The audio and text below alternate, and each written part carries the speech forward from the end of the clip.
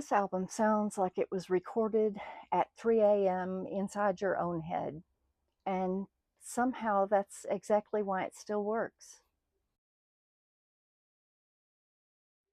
In 1981, Echo and the Bunnymen didn't want to be nice, friendly, or polished for the radio.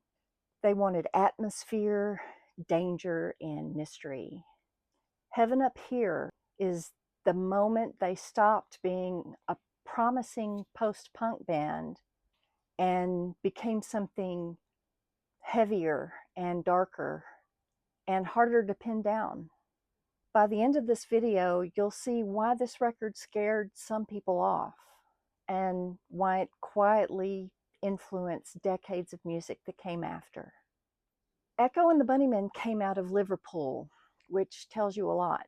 This wasn't the London punk scene. It was moodier, more inwardly directed, and soaked in rain, ego, and poetry. The core lineup at this time was Ian McCulloch on vocals, Will Sargent on guitar, Les Pattinson on bass, and Pete DeFreitas on drums.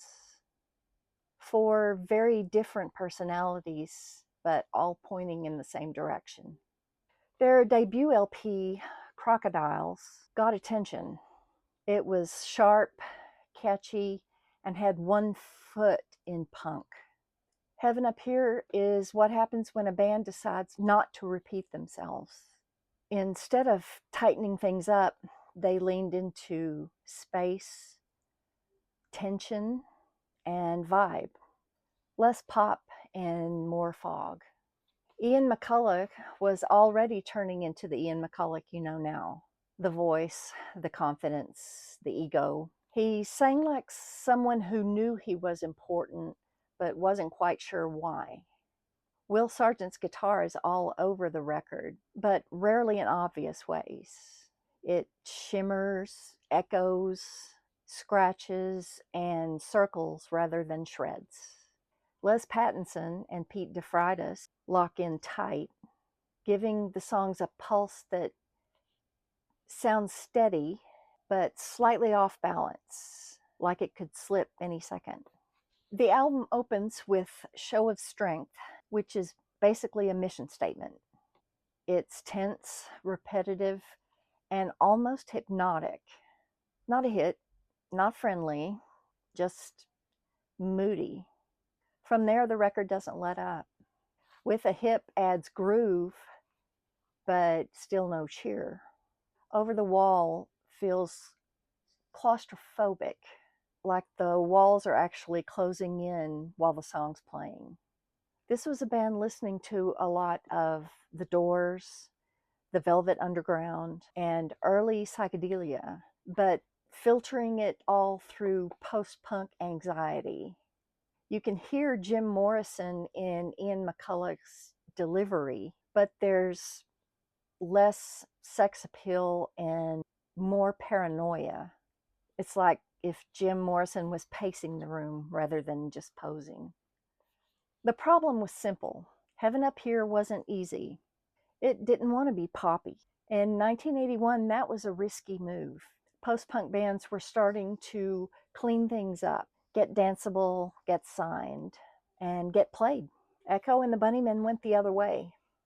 Darker, slower, less obvious. There was also tension inside the band. McCulloch's confidence sometimes crossed into arrogance. Will Sargent was more withdrawn, focused on the sound rather than the spotlight. DeFreitas brought energy and muscle, but also volatility. This album was made by a band that was ambitious, young, and already pushing against each other. Critics were split at first. Some praised the atmosphere. Others thought it was too murky, too self-serious. It didn't help that there were no obvious singles screaming for attention. This wasn't an album that begged to be played on the stereo while you were getting ready for work.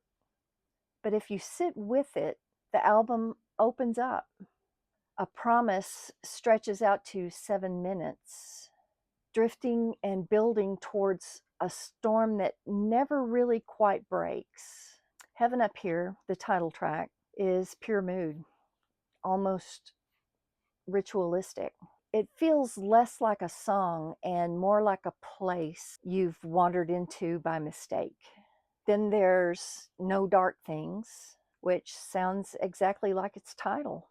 Uneasy, shadowy, and slightly threatening. This is music for standing at the edge of something, but not crossing it yet. Producer Hugh Jones deserves the credit here. He let the band breathe. The reverb isn't decoration, it's part of the structure. Silence matters.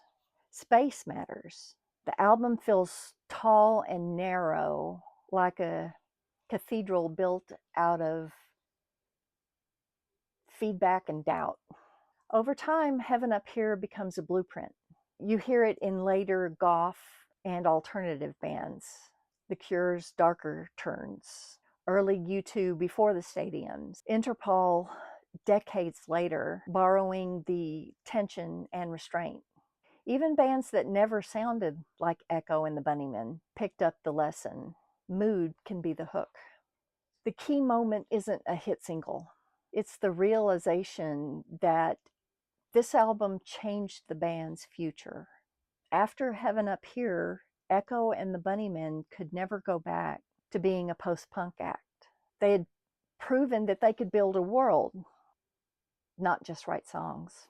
This record set the stage for their later LPs, Porcupine and Ocean Rain, where they would refine the sound and reach a wider audience. But without Heaven Up Here, those later albums wouldn't exist. This is like the uncomfortable middle child that did all the heavy lifting. Heaven Up Here isn't the easiest Echo and the Bunnymen record, and that's the point. It's tense, moody, and sometimes exhausting, but it's also confident, immersive, and quietly influential. It captures a band choosing depth over approval, atmosphere over hits. If Crocodiles introduced them and Ocean Rain made them legends, Heaven Up Here is where they grew up. What are your favorite Echo and the Bunnymen songs? Leave them below in the comments. Did you ever get to see them in person? I never had that pleasure, but they were one of my favorite bands. Thanks for watching. Hope you enjoyed the content, and I would appreciate it very much if you'd leave a like and possibly subscribe.